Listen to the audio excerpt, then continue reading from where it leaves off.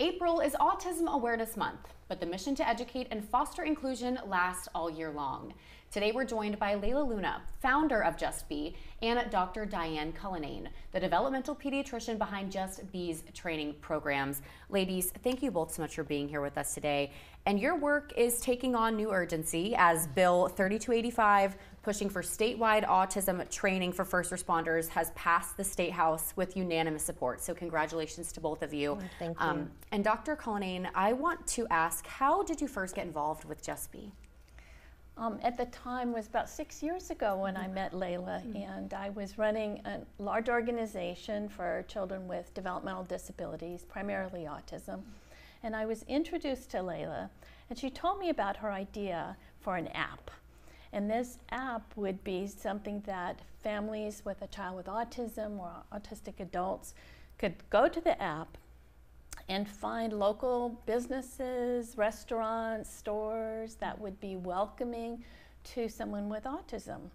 And in order to be on the app, those businesses would need to do a training and be certified by Just Be. And as soon as I heard about the idea, I thought, this is great. I want to be part of this. And I thought it was really important. And it was important because there are so many misunderstandings about autism. For example, if you see an autistic child by themselves, not playing with the other kids, or even an autistic adult sitting alone, you might think, and some people think, well, they don't want to have friends, they don't want to interact, or they're not capable of having feelings. Yeah. And that couldn't be further from the truth. Exactly. And now we know, because so many autistic adults are telling us that they long for friendships and that they do feel lonely and they want to connect, and they have all of the same feelings about caring and loving for others. And so I thought, if we can help people to understand more about what autism is all about, then we're going to make the world a better place. Absolutely. We're going to make communities more welcoming, and we're going to improve the quality of life for autistic individuals as well. And now this bill is pushing for statewide autism training, but you guys have already been doing that here locally. So Dr. Cullinane, can you walk us through what that training looks like for first responders specifically? Yeah, we do have two different kinds of training. So we have the training for the community members, and then we have one for first responders. And there's some similarities. I mean, basically it starts with understanding and recognizing some of the behaviors that might tip off a first responder that this person may have autism, so that they would recognize it and then give them some strategies for how best to interact. And especially when they're called, most often when a first responder is called, it's not because there's actually a dangerous situation.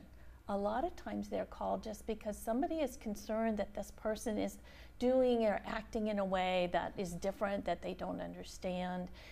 And so it's really important for those first responders to be the ones who understand. I think most importantly is that time saves lives. And one of the biggest takeaways from our training is that there's no look to autism. There is no facial recognition. You know, it's not a disability that is visual. So these officers, these first responders, they have seconds to walk into a situation, and hopefully with our training, they can better assess the situation and nobody will get hurt.